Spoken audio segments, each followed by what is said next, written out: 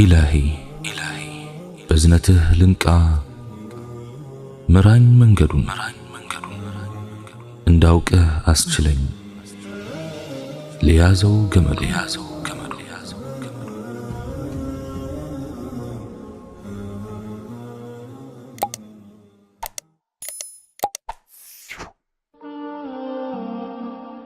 السلام عليكم ورحمة الله تعالى وبركاته. أنت ويمانشي الله زند من يهل درجة الله ويمالش. احرص أن تكون من خير الخلق. الله زند كولم يتشال فترة لمهن تر. الله سبحانه وتعالى من أله إن أكرمكم عند الله أتقاكم. الله زند بلاجو اللهن يبلد يمي فرانو. نبياتنا عليه الصلاة والسلام انديحلو خيركم من تعلم القرآن وعلمه. كنا انت وست بلاجاتجو قرآن كرتو ياسكرانو. بليلام حديثاتجو إن خياركم أحاسنكم أخلاقا. كنا انت وست بلاجاتجو سنمقبارو يامارونو. بليلام حديثاتجو خياركم في الجاهلية خياركم في الإسلام إذا فقهوا. جاهلية لاي بلاج ينبره اسلمنام لاي بلاج يهونال كتمارونا دينون كتردو. بليلام حديثاتجو خيركم أحسنكم قضاء.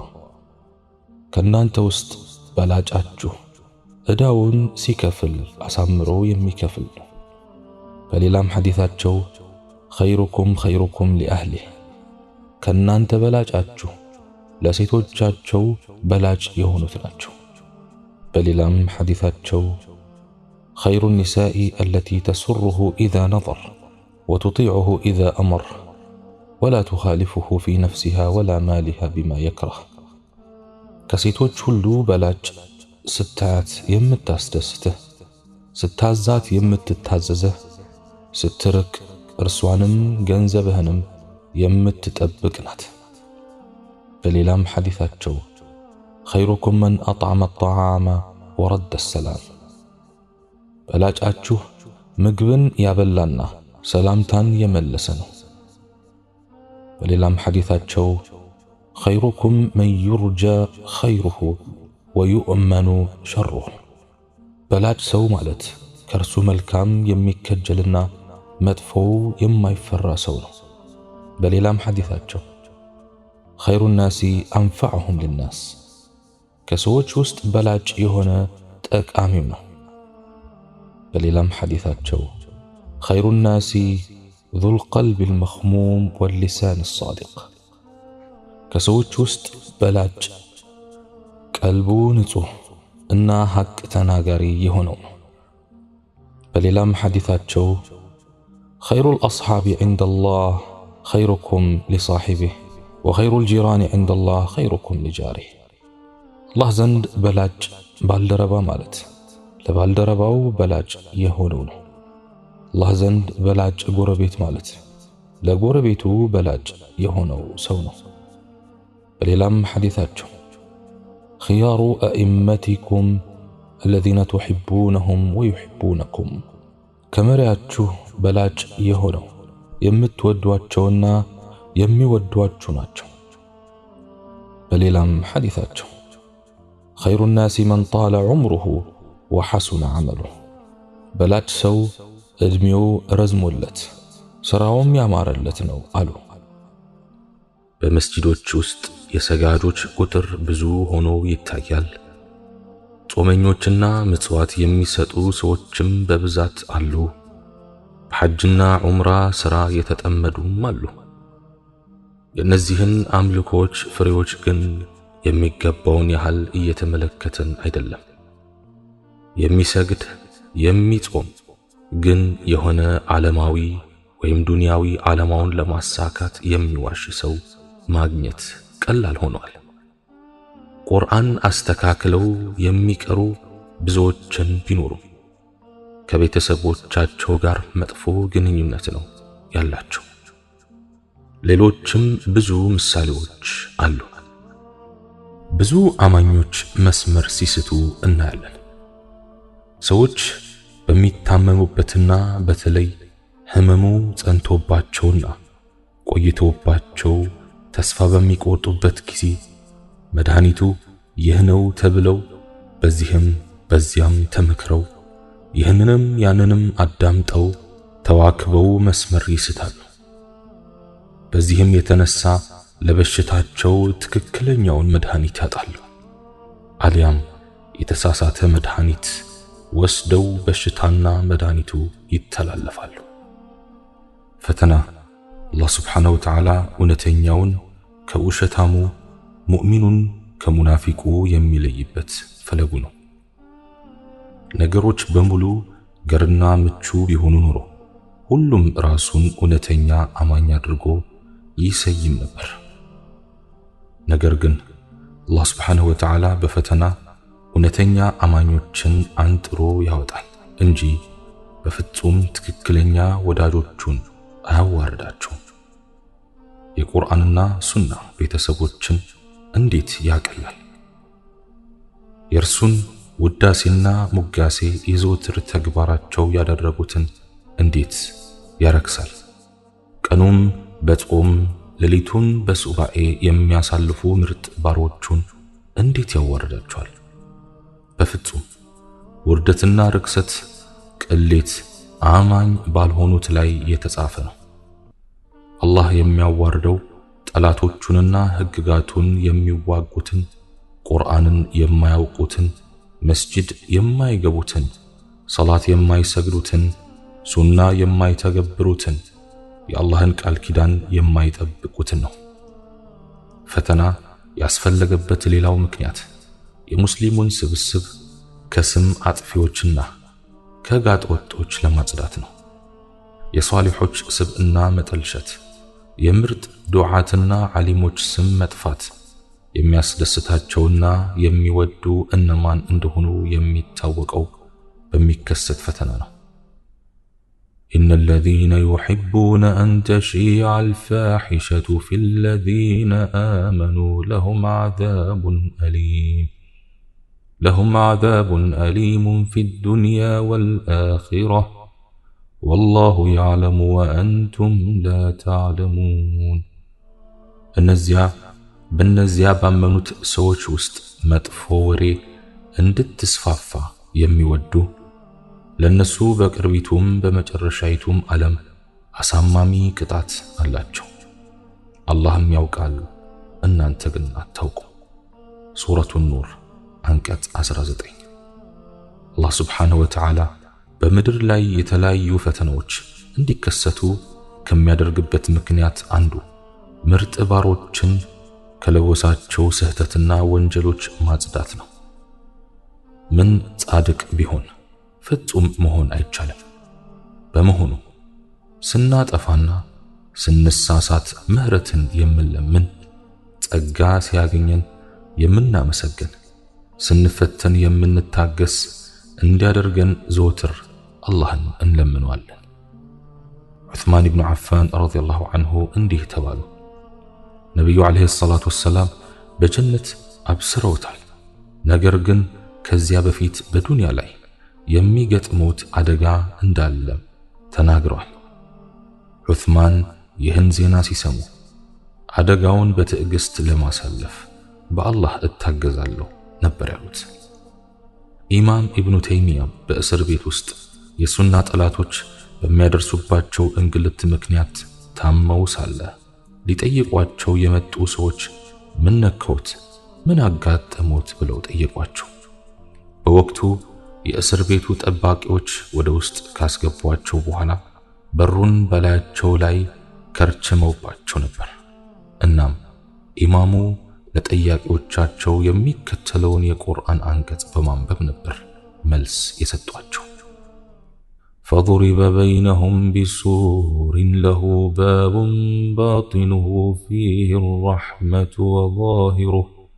وظاهره من قبله العذاب በመካከላቸውም ለእርሱ ደጃፍ ባለው አጥር ይከለላል።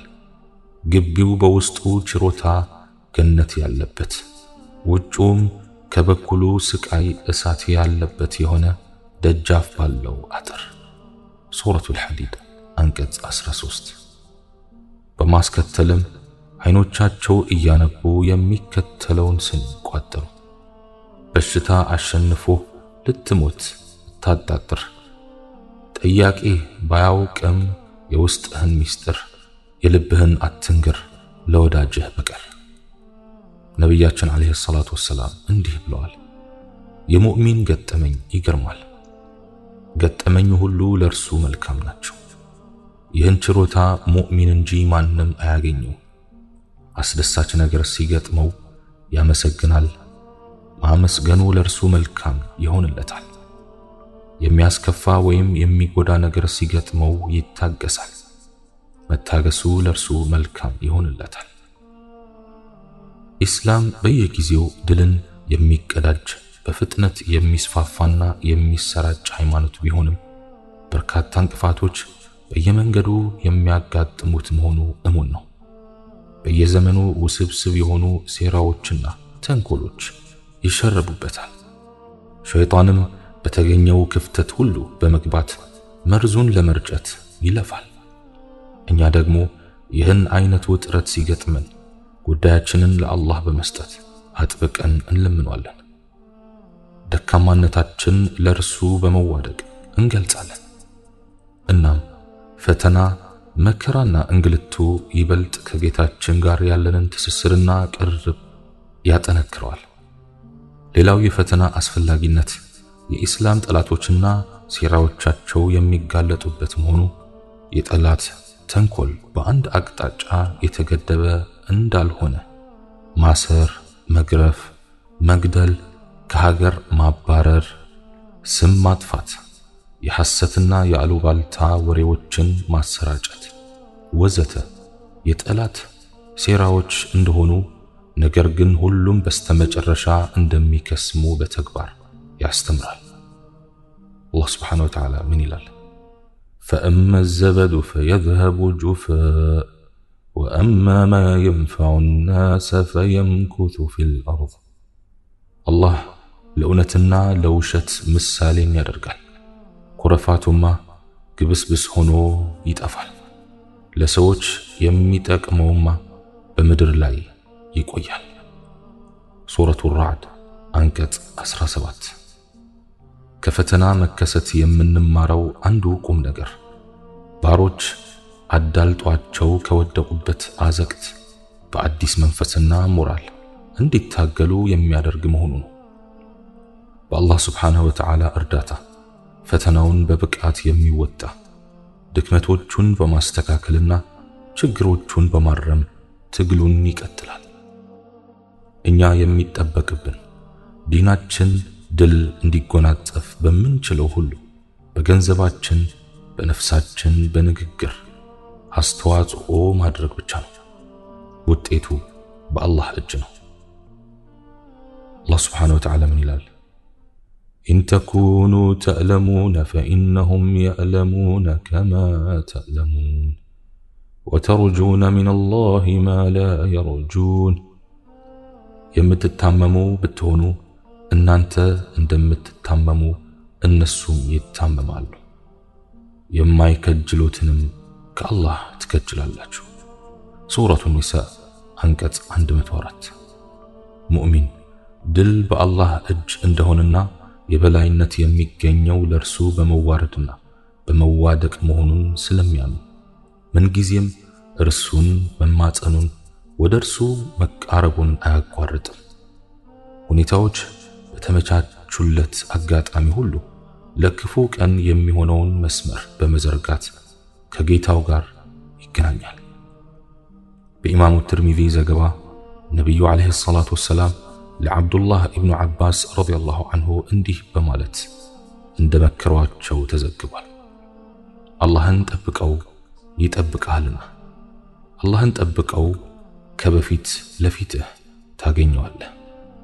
በምቾት ጊዜ አላህ ዘንድ ተዋወቅ፣ በችግር ጊዜ እሱ ያስታውሳል።